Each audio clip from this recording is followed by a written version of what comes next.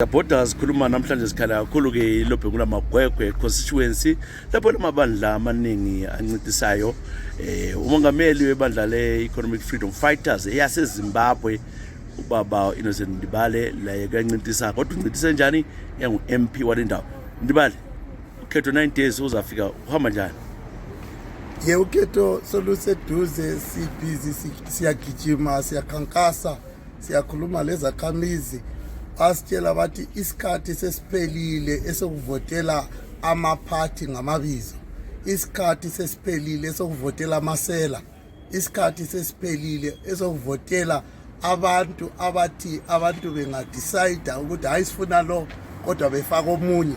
So bathi hayi thina abe-EFF njengoba singabantu abalwela i-borderless Africa, i-land expropriation without compensation, imisebenzi, umnotho ukuthi ubuye ezandleni zabantu, bathi hayi madoda siyalibona njalo siyalisupporta njalo bafuna amabhareti. We are running out of regalia wherever we are going, we are being swamped. Abantu bafuna amabhareti.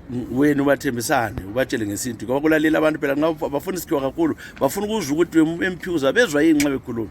Ngizabezwa kakhulu ngoba mina ngingumntwana wemagwegwe, ngikhulele eThemunasi emagwegwe, ngifunde emagwegwe secondary, ngiqede ngo-1995.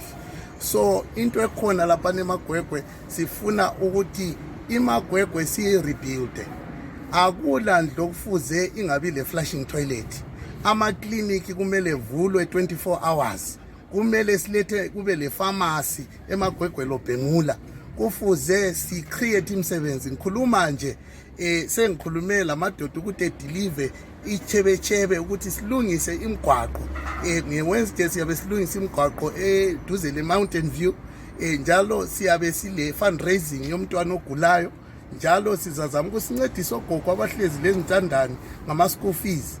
Njalo si create ama opportunities.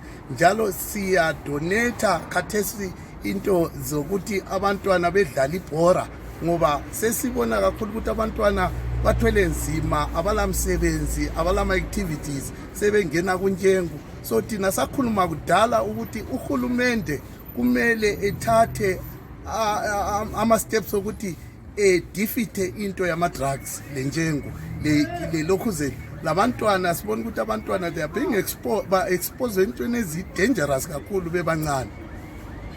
So ilizwe lokugcina ukuthi phosela ukuthi benzeni abantu mhla 23 mhla ka 23 ngithi ukuvotela iEFF Zimbabwe ikuvotela iEFF ese South Africa elidwa ngubaba uJulius Malema ngoba ngicommander in chief wama EFF wonke jikelele emhlabeni.